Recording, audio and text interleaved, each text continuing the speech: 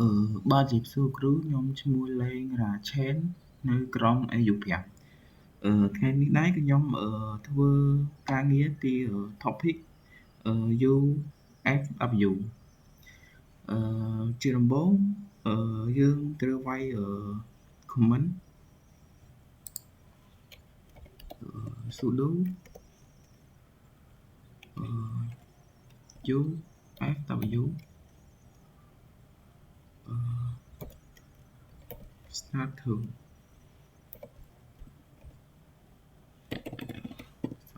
ច្រងខ្សែសធំ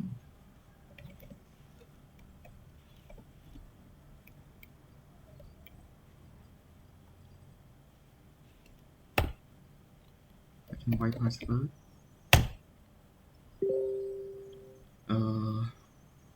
យើងវាយ sudo UFW starter ហ្នឹងមានន័យថាចង់ដឹងថាវា active ឬនៅដោយសារតែយើងអត់ទាន់enable វាអញ្ចឹងយើងវាយ comment យើងវាយ comment sudo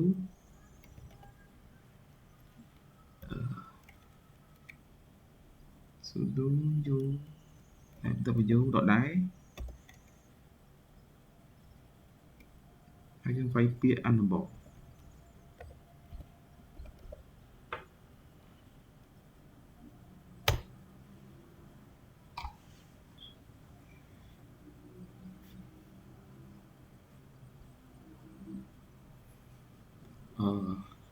នៅពេលដែល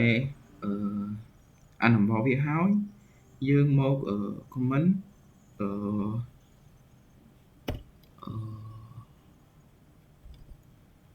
sudo UFW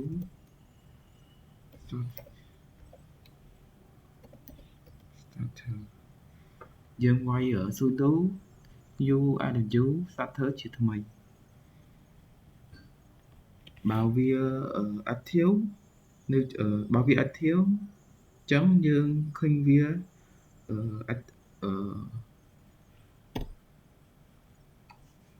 នេះគឺវា active បន្ទាប់មកយើង add port វាចូលហើយ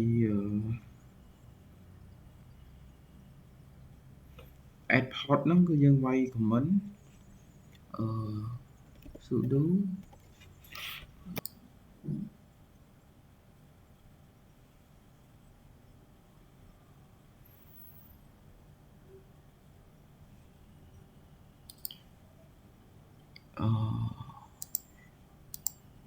យើងមិញយើងច្រឡំចឹងយើង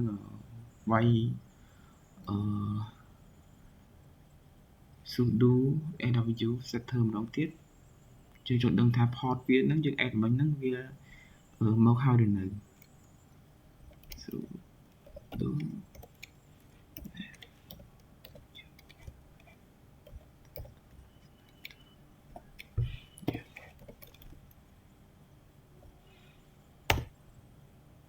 នេះគឺវាលក់ active ឥឡូវយើងរក port វាអត់ទាន់ឃើញទេអញ្ចឹងយើងធ្វើការ add port វាសារថ្មី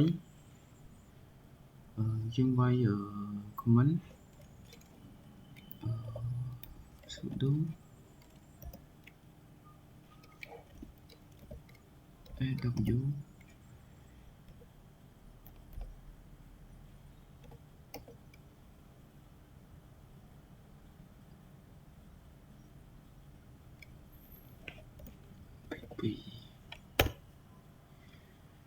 នេះគឺវាចូលហើយ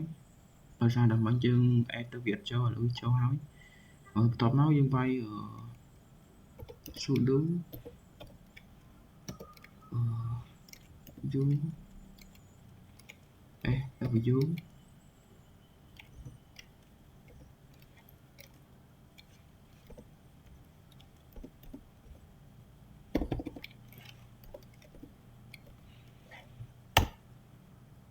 ពួកយើងចង់ដឹងថាវាហ្នឹងport ដែលយើង add មិញហ្នឹងវាមកអត់ ឥឡូវ port មិនយើង add ហ្នឹងគឺវាមកហើយនេះគឺ port 22ហើយបន្តមកទៀតគឺយើង add ចឹងនេះបើន័យថាយើង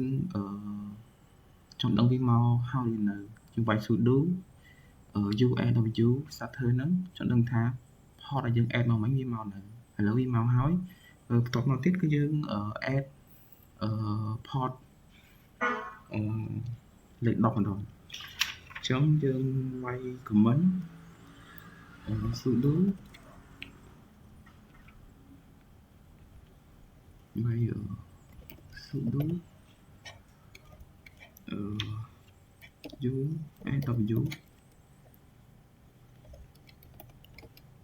ចូល10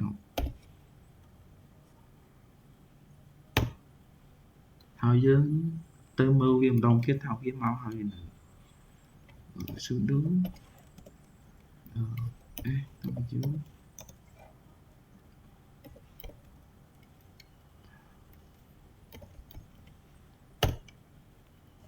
នេះគឺវាមកហើយបន្តមកទៀតគឺយើងដានី port វាលេខ30អញ្ចឹងយើងវាយsudo usaw ដានី30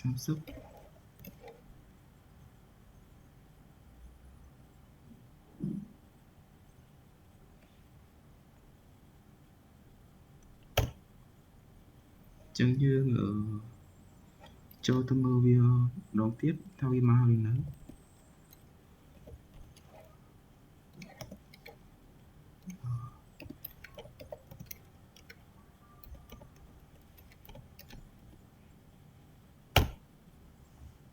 េះបាទគឺមកហើយ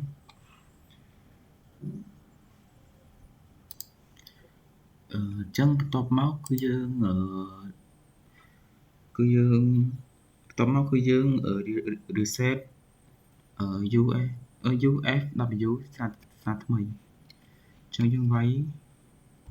sudo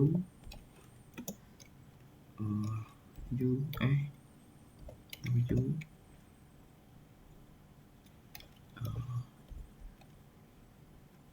reset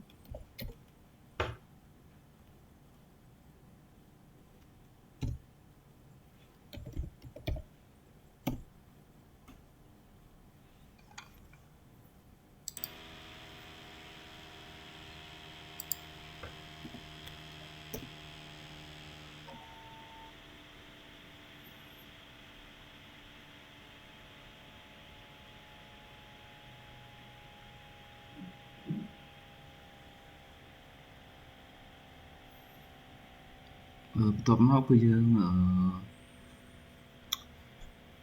វាយ comment sudo w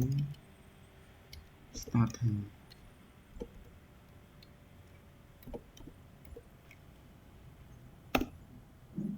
ចង់ដឹងវាអត់ធាវអត់ចឹងនេះគឺវាលេខអធិហើយចឹងយើងរបស់វាគឺយើង add port វាសារថ្មីចឹងយើងវាយsudo w